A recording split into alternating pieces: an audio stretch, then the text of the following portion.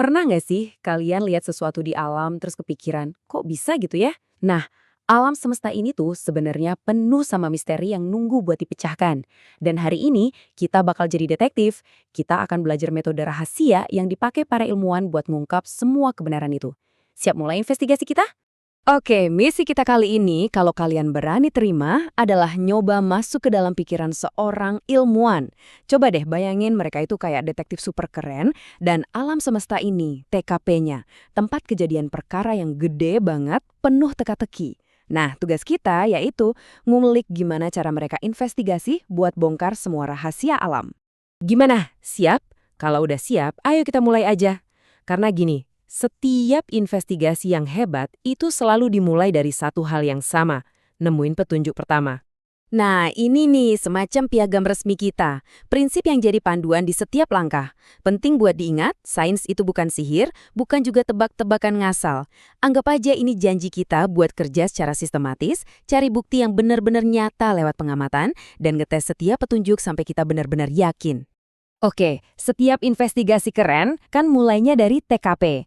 Nah, buat seorang ilmuwan, TKP-nya ya alam semesta itu sendiri, tempat di mana misteri pertama kali muncul.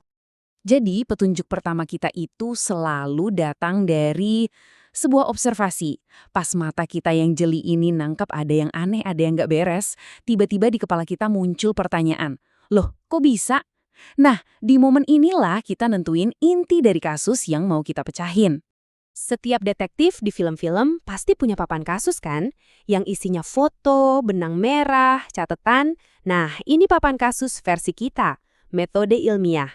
Ini tuh kayak peta jalan buat investigasi kita. Panduan yang sistematis dari petunjuk pertama, lanjut ke interogasi bukti, sampai nanti kita dapat kesimpulan akhir yang kuat. Oke, kasusnya udah ada. Sekarang waktunya kita siap-siap. Kita butuh peralatan yang pas buat kerjaan ini. Kalau detektif punya kaca pembesar sama alat forensik, ilmuwan juga punya dong perangkatnya sendiri. Ada mikroskop buat lihat petunjuk yang super kecil dan tersembunyi.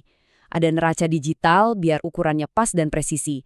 Pokoknya alat-alat ini ngebantu kita ngelihat detail yang, ya, nggak kelihatan sama mata biasa. Coba bayangin detektif yang ceroboh. Bisa bahaya buat dirinya sendiri, plus bisa ngerusak barang bukti kan? Nah, di laboratorium juga sama persis. Aturan keselamatan ini pakai jas lab, kenali simbol bahaya. Ini tuh cara kita mastiin investigasi jalan dengan aman. Dan yang paling penting, bukti yang kita kumpulin nggak terkontaminasi. Baiklah, sekarang kita masuk ke bagian paling seru, jantungnya investigasi. Waktunya mengidentifikasi tersangka utama dan membawa dia ke ruang interogasi. Eits, sebelum interogasi bisa mulai, kita harus punya nama. Siapa tersangka utamanya? Nah, dalam dunia sains, tersangka ini kita sebut hipotesis. Dan ini bukan nuduh sembarangan loh ya. Ini tuh dugaan cerdas yang dasarnya dari petunjuk-petunjuk yang udah kita kumpulin sebelumnya. Dan interogasi pun dimulai. Selamat datang di ruang interogasi kita. Eksperimen. Disinilah, di bawah kondisi yang super terkontrol, kita bakal uji alibi si tersangka. Kita bakal kasih pertanyaan-pertanyaan yang sulit, dan kita lihat aja, apa hipotesis kita ini kuat atau malah goyah di bawah tekanan. Nah, ini bagian yang menarik banget. Coba lihat tabel ini. Ini tuh kayak aturan main biar interogasinya adil.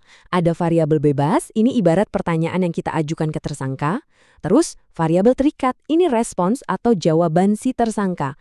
Dan yang nggak kalah penting, variabel kontrol. Ini buat mastiin nggak ada gangguan dari luar yang bisa ngacoin hasil interogasi. Dalam investigasi apapun, presisi itu segalanya. Detektif nggak boleh ceroboh. Sedikit aja salah ukur, misalnya salah baca volume, gara-gara liatnya miring. Itu namanya kesalahan paraleks, wah bisa fatal akibatnya. Kita bisa salah tangkep orang dan pelaku aslinya bebas berkeliaran. Oke, interogasi selesai. Sekarang di meja kita numpuk catatan, angka, laporan forensik, ini semua data mentah. Tumpukan bukti. Jujur aja, pas pertama kali dilihat, kelihatannya berantakan langat. Kayak potongan puzzle yang acak-acakan.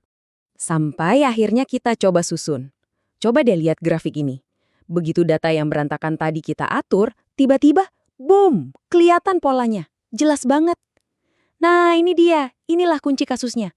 pola inilah yang jadi benang merah yang nyambungin semua bukti.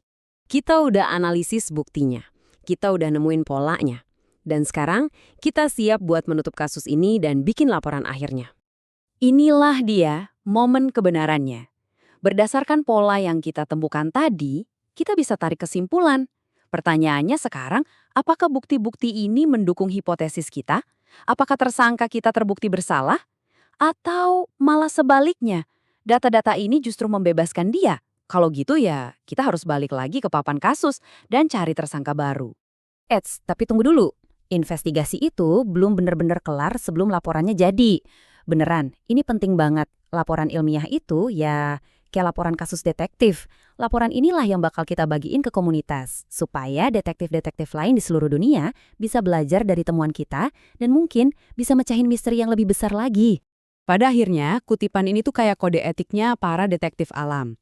Investigasi kita itu selalu berawal dari rasa penasaran, dipandu sama metode yang ketat, dan yang paling penting harus diakhiri dengan kejujuran.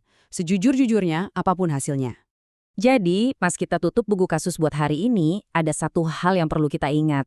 Dunia di sekitar kita ini penuh banget sama misteri yang nunggu buat dipecahin. Nah, sekarang kalian udah punya peralatannya, kalian udah tahu metodenya. Pertanyaan terakhir dari saya, misteri apa yang bakal kalian selidiki selanjutnya?